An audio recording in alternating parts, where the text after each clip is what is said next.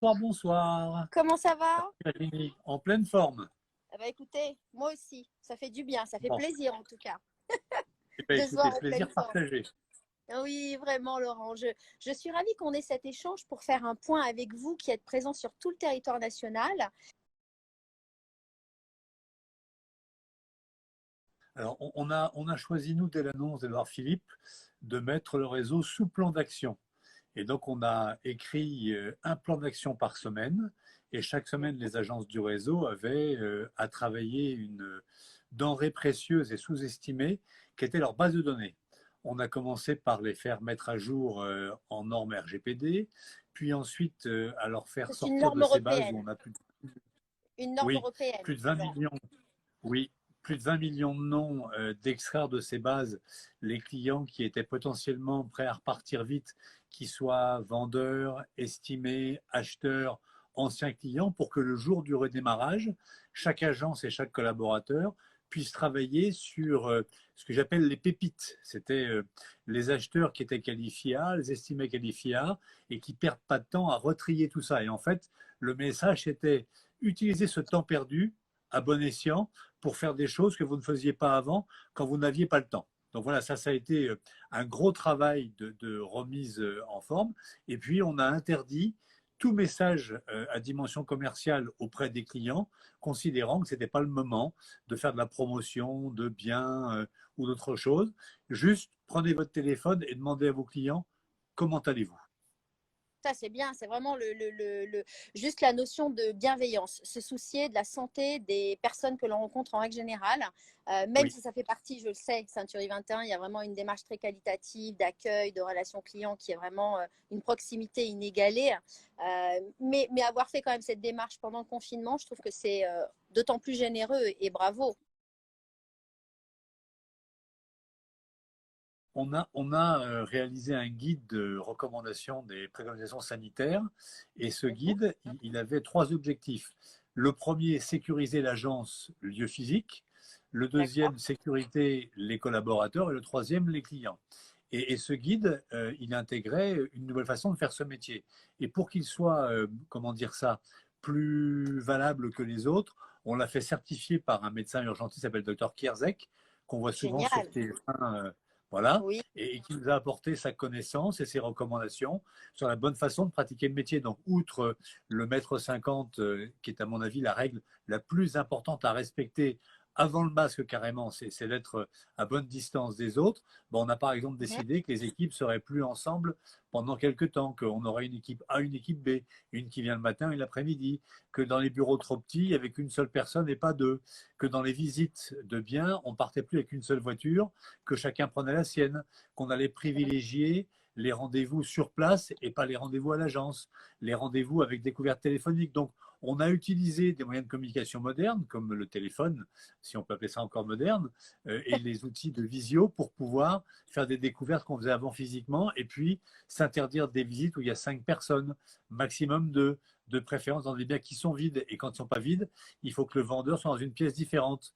Et puis, bien sûr, au-delà de tout ça, il y avait la commande des masques, la commande des gants, des plexis pour les assistantes, des masques en plexi. Enfin voilà, on a mis en place, et on l'a fait il y a un mois, à peu près un mois et demi, un gros dispositif pour que chacun puisse exercer avec l'obsession de ne pas transmettre cette saloperie de virus et d'être un garant des bonnes pratiques et des choses à faire correctement.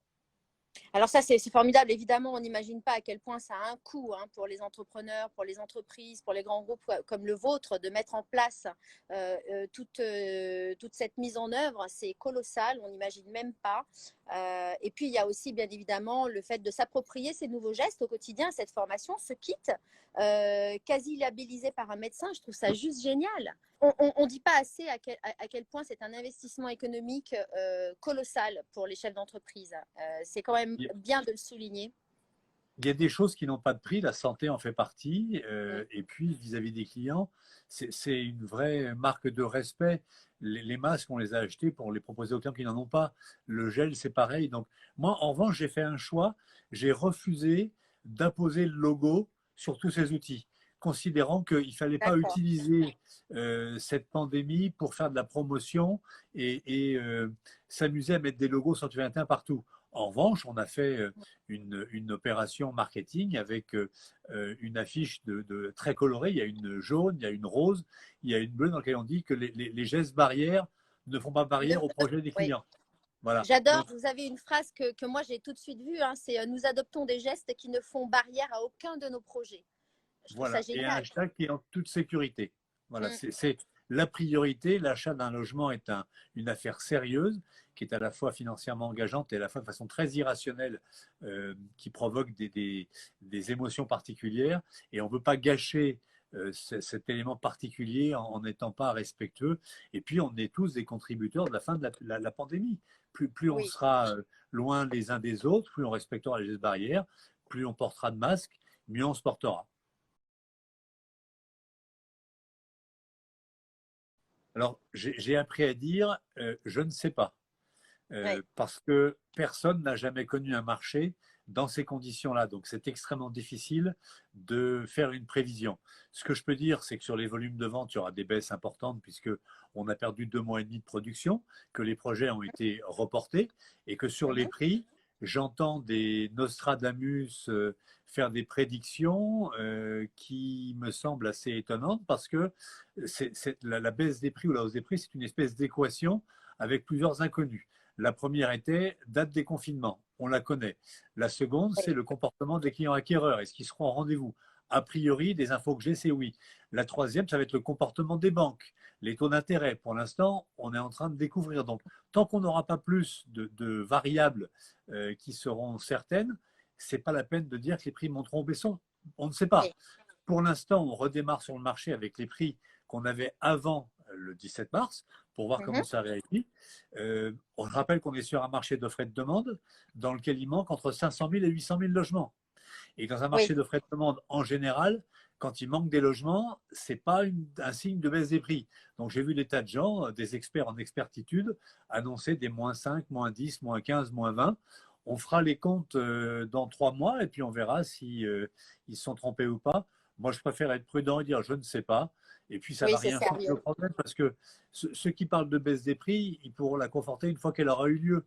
C'est ça. Et c'est trop tard. Donc voilà, il faut. L'immobilier est une affaire sérieuse et le truc principal, c'est de permettre à chacun de trouver son logement. On peut l'imaginer comme on imagine souvent lors du réveillon, de prendre des bonnes résolutions, dont une est en général ou bien d'arrêter de fumer ou bien d'aller à la salle de sport. Et ce qui est très marrant, c'est que vous avez beaucoup de gens qui prennent l'abonnement à la salle de sport et puis 6 mois 3 fois. après, il y a moins d'abonnés que d'abonnements. Et donc ce que je crois, c'est qu'il est évident qu'il y a beaucoup de Français qui, confinés dans un appartement étroit, rêveraient de partir à la campagne. Le problème, ça va être d'abord d'avoir les moyens de le faire et Oui. deuxièmement, de pouvoir travailler. Et ce qui freine souvent l'achat à la campagne, c'est la distance et le temps de trajet pour travailler. Alors, le télétravail peut permettre de résoudre quelques cas, mais il faut être Mhm. extrêmement prudent. Dans tous les cas, je pense qu'il y aura beaucoup moins de réalisations que de rêves qu'il y a depuis quelques mois. Et puis, l'autre élément, c'est qu'il est probable que les habitudes reprennent leurs habitudes et elles ont la vie dure, ces habitudes, et que chacun se remette dans son environnement à travailler comme il faisait avant. Maintenant, on verra si le télétravail permet à chacun de pouvoir accéder à ce morceau de verdure. C'est une vraie tendance, mais c'est une Mm. tendance, elle n'est pas certifiée en termes de réalité pour l'instant. Oui, et même de réussite, parce qu'on le voit, nous, dans nos environnements, enfin, rien ne peut remplacer le travail d'équipe, mais physique, de se voir. C'est-à-dire que le saut créatif, il est bien plus important quand on est vraiment ensemble. Ça n'a rien à voir avec le fait d'être passé par toutes les applications qu'on connaît tous, c'est pas la peine de les nommer.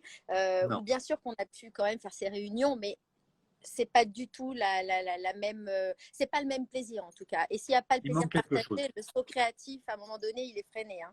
Donc ça, c'est évident.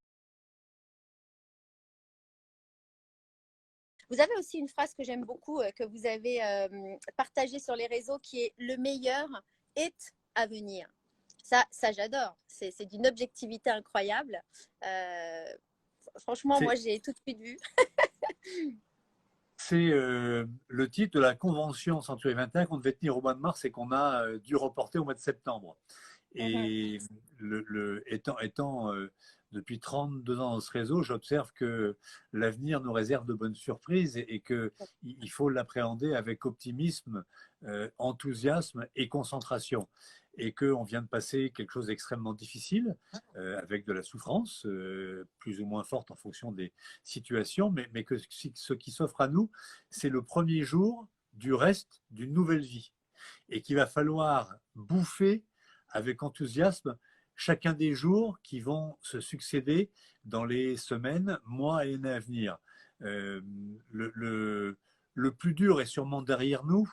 On n'a jamais vécu ça et on va écrire un nouveau futur. Et donc, ce meilleur, on va l'écrire ensemble et le vivre ensemble, mais ça veut dire qu'il ne faut pas rester passif et attendre. J'ai utilisé l'image souvent d'un marin pêcheur qui est à quai parce qu'il y a une tempête en mer et qui ne peut pas aller pêcher. Il y a deux options. Hein. La première, c'est attendre résigné en fumant sa cigarette que les choses se passent. La seconde, c'est monter sur son bateau, vérifier le moteur, instrument de navigation, et puis réparer ses filets pour être prêt à repartir. Et c'est dans cette optique-là que je considère qu'on doit aller. Le futur, il sera un peu ce qu'on en sera. Je ne crois pas, ce qu'on en fera, pardon, je ne crois pas, moi, au monde d'avant, au monde d'après. J'espère qu'on aura un monde qui sera un peu meilleur qu'avant, mais je pense que les habitudes, encore une fois, vont vite revenir et qu'il faut embrasser et serrer ces jours qui arrivent comme des jours qu'on aura bonheur à vivre. Oui, vraiment, ça. De toute façon, c'est savourer et partager tout en étant responsable, éthique, justement pour laisser à nos enfants, évidemment, le mieux, chacun à sa portée de ce qu'il peut faire en tout cas. Et dans cette optique, nous, avec Elles les Audacieuses, avec vous, Laurent, on a initié donc la journée nationale des gestes audacieux le 17 mars parce que c'est la date d'entrée en confinement et que vous disiez à juste titre que beaucoup vont repartir dans leurs bonnes habitudes. Et dans les bonnes habitudes, il y a les mauvaises habitudes, évidemment. Et des gestes audacieux, nous, c'est ce que l'on souhaite mettre en avant toute l'année. On souhaite vraiment le 17 mars prochain, d'ailleurs, avec vous, avec nos mécènes, remettre des trophées mérités des gestes audacieux et aux collectivités qui vont se démarquer parce qu'elles encouragent ces initiatives solidaires, éthiques, bio. Moi j'ai tendance à dire, dès qu'on me le demande, mais c'est quoi un geste audacieux? C'est juste une nouvelle habitude que l'on a intégrée dans notre quotidien depuis qu'on est confiné et qu'on a décidé de garder parce que finalement, ça nous fait du bien. Ça fait du bien à son entourage. Si on est bien de l'intérieur et si les gens se sentent mieux à titre individuel, ils seront mieux avec les autres. Donc, de toute façon, ça va jaillir dans la société. Il y aura un écho. Et puis, il y a évidemment tous ces gestes solidaires. Vous avez vous-même participé avec Ceinturie 21 et vous avez aidé de nombreuses structures là, pendant ce confinement. Donc, vous avez évidemment participé de manière importante sur tout le territoire national. Et nous, on veut vraiment encourager. On veut vraiment faire en sorte qu'on soit meilleur, chacun à sa manière, chacun avec ses possibilités, que les nouveaux gestes qui sont intégrés dans notre quotidien, on puisse les garder à l'avenir. Parce que ça va nous rendre bien plus forts tous ensemble et faire de nous des Français avec un état d'esprit bienveillant. Vraiment, nous, c'est très important de réussir cette étape. Vous avez mille fois raison et vous savez que j'adhère à cette façon de dire les choses et de les pratiquer. Y a une image qui me vient en tête quand vous dites les petits gestes. Quand on joue au tennis, le plus important, c'est les petits pas qu'on fait pour s'aligner par rapport à la balle.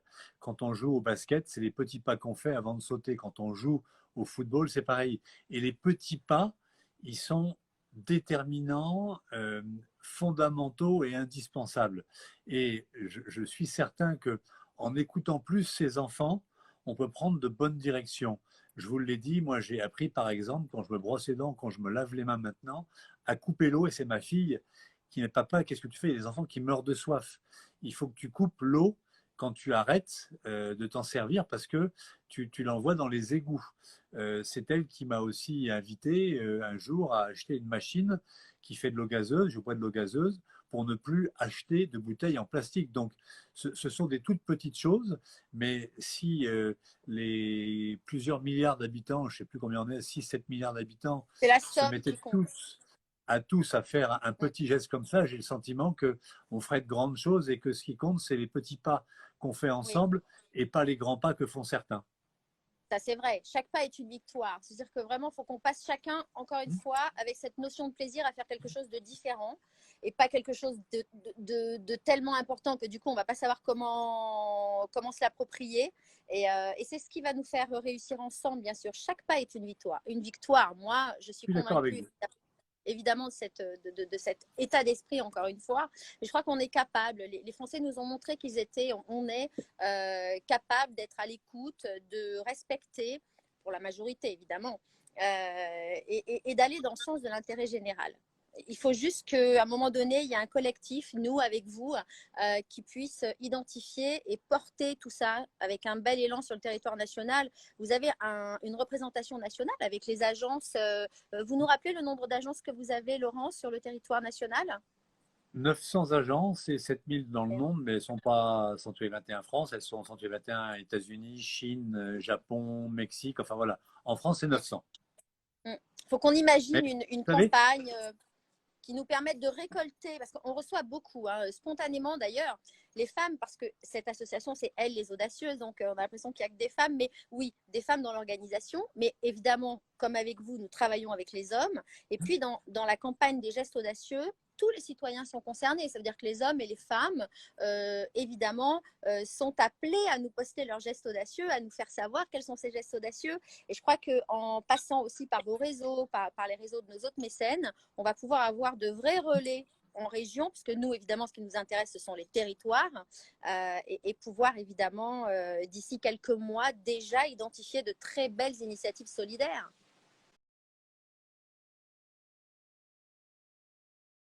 là, il y a un message important à passer. Arrêtez de jeter vos masques sur la voie publique. Ah, c'est honteux. S'il vous plaît, arrêtez de les jeter. C'est en train de polluer pire que les cigarettes. Donc, pour porter un masque, c'est bien, mais le jeter dans une poubelle, c'est indispensable. Et ne pas le faire, c'est se comporter comme un citoyen qui n'est pas respectueux de son environnement. Et c'est souvent de la fainéantise. Donc, ne jetez pas les masques par terre, c'est absolument inacceptable. Vous savez, dans les sujets qui ont était comment dire, important pour moi pendant le confinement, c'est la prise de conscience de la valeur de la famille et de ses amis. Et je veux dire à chacun qu'il est important, parce qu'on s'en rend compte quand on est privé des autres, de s'occuper de ceux qu'on aime, de leur dire régulièrement et de voir les gens souvent. On reporte parce qu'on n'a pas le temps, parce qu'on est fatigué. Et ce confinement, il a démontré la valeur d'abord de la famille et Oui. ensuite de la valeur des amis qu'on a. Et c'est important de s'occuper d'eux, d'être là pour eux, d'accepter qu'ils vous accompagnent et surtout de leur dire qu'on les aime. Ça, c'est vrai. On profite d'ailleurs pour dire à tous les gens qui nous suivent qu'on a beaucoup d'affection à leur endroit, qu'on est ravis qu'ils nous suivent, qu'ils assistent à cet échange. On doit beaucoup à Cécile de Minibus. C'est grâce à elle qu'on travaille ensemble aujourd'hui. C'est une entremetteuse. Oui, formidable. Quelle belle personne, vraiment. Entre Cécile et nos ambassadrices qui sont tellement formidables avec nous, hein. Je pense à Séverine Ferrer, à Luana Belmondo, à Alexandra Fechner. On a vraiment Vanessa Demouy qui nous a rejoint également. C'est vraiment des personnalités incroyables, avec une générosité. Mais alors aujourd'hui, elles les audacieuses, c'est vraiment une communauté de femmes, un peu comme une jolie famille, qui vous compte évidemment à nos côtés. Et on est ravis. Sans vous, évidemment, on ne pourrait pas aller au bout de Bien nos sûr que si. projets, idées. C'est vraiment, on a besoin de moyens à un moment donné. Une association, évidemment, à ses limites. Nous, on est toutes des bénévoles, comme vous le savez, et on a des activités. Donc, c'était vraiment heureusement qu'on vous a à nos côtés, encore une fois, et merci mille Non, mais fois. il ne faut pas inverser les choses. C'est moi qui suis fier, honoré d'avoir été coopté grâce à Cécile et puis grâce à vous. Euh, Merci, Laurent. parce que il y a dans la vie des mamans, il faut être capable de redistribuer, partager. Moi, j'ai été gâté, j'ai beaucoup travaillé, mais j'ai été gâté par la vie. Et à 59 ans, j'ai aussi envie, besoin de pouvoir partager, mais intellectuellement, de pouvoir échanger et puis d'être à côté des femmes. Ce qui est très amusant, c'est que je suis entouré de femmes principalement pour des raisons diverses et variées, et qu'elles m'ont donné un surnom, elles m'appellent leur femme. Alors c'est quoi un Oh, femme? C'est j'adore. un homme avec un grand F, voilà. Et je reconnais volontiers que dans les dîners, quand il y a des dîners hommes ou femmes, je vais toujours du côté des femmes parce que d'abord, c'est là qu'on apprend vraiment ce qui se passe et qu'en se mettant un peu en retrait et en écoutant, on découvre des choses extrêmement intéressantes. Donc voilà, je suis le FOM de cette équipe féminine et je suis ravi d'avoir été coopté et fier de pouvoir accompagner ce mouvement parce que c'est un beau mouvement à la fois féminin et à la fois audacieux. Et je trouve que vous avez une idée géniale et je suis ravi encore une fois d'avoir la chance de pouvoir être un contributeur. Voilà.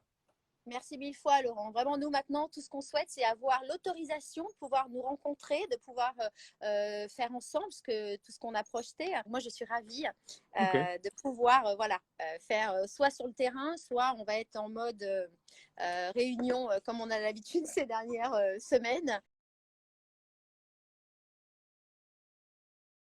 Vous savez que je contribue dans d'autres cercles féminins, dont les femmes Oui, de Bretagne, et j'ai découvert qu'il y avait un problème d'humilité, voire comment dire ça, positionnement de la femme, la usurpation. Voilà, légitimité. Mm, assumer mm. assumer, d'avoir de l'ambition, de gagner de l'argent, d'avoir des projets, de les porter, de manager. Voilà, il faut assumer. Le temps est venu d'arrêter de penser que ça va tomber tout cuit du ciel. Il faut aller chercher les choses qu'on a envie d'avoir et puis on les aura comme ça. Mais voilà, il faut Exactement. assumer d'avoir de l'ambition et de gagner de l'argent. Ça, c'est un joli mot pour la fin, hein. J'allais vous dire, qu'est-ce que vous pourriez donner comme conseil? Je trouve que cette ouverture pour une fin, vraiment, c'est d'assumer de faire ce qu'on aime déjà, d'avoir cette chance d'aimer ce que l'on fait et de gagner de l'argent parfois aussi. Il n'y a pas de tabou, c'est juste une liberté de trouver formidable. Ça, pour une femme, c'est juste incroyable. Il y avait une formule, je dirais, quitte à rêver, autant rêver grand. Ça évite de perdre ses rêves de vue quand on est démotivé. Oh, bravo! Ah, Voilà. ça, c'est encore mieux que les étoiles dans le ciel. Bravo, hein. Il n'y a pas de honte C'est à à rêver portée de grand main. et c'est même C'est à fortement portée de main. conseillé de rêver grand. Et puis, Bravo. le confinement, ça a été l'occasion, en tout cas pour moi, de reprendre des comportements d'enfants qui s'autorisaient à laisser vaquer leur imagination. Vous voyez. Et Oui, cette imagination, elle est extrêmement fertile et elle fait naître plein de projets. Donc, c'est bien de se poser parfois et, et de se laisser divaguer et de voir les choses en très grand, sans être dans la folie des grandeurs, mais de voir non pas un plan de carrière à la semaine ou au jour, mais de le voir à 15 ans, 20 ans, disant, tiens, dans 20 ans, ça me plairait de faire ça. Et Et se ensuite d'être donner les dans le moyens. présent et le futur immédiat. Oui, ouais. Bien sûr, parce que c'est vrai qu'on ne peut pas se projeter 20 ans plus tard à effet immédiat, c'est pas possible. C'est Non, mécaniquement pas possible. On voit qu'aujourd'hui, on peut avoir 5, 6 activités différentes sur un parcours de vie, une activité professionnelle. Je trouve ça génial, en fait. Tout est possible. J'aime ce mais chemin où tout est possible. C'est juste la vous, volonté et se donner les moyens. Le travail paye. Vous exactement. êtes une superbe aussi, enfin, vous êtes la preuve par l'action que la motivation, le travail paye. Et ça, je crois que ce sera toujours une équation gagnante dans le temps. Laurent, je vous remercie beaucoup. J'espère qu'on va vite se retrouver, en tout cas avec nos ambassadrices sur le terrain. Et puis, ça nous fera plaisir aussi de venir à la rencontre. Vous faites une convention, vous faites des choses. Pensez à nous inviter. Nous, on sera ravis de rencontrer le réseau. Avec grand Euh, plaisir. avec quelques ambassadrices, on sera certainement ravis de se joindre à vous, vraiment. Merci mille fois. Portez-vous bien, Laurent, et pleine Prenez soin de réussite à vous Century 21. et merci Merci. de votre confiance. Merci beaucoup. Merci à vous. Merci, Laurent. À bientôt.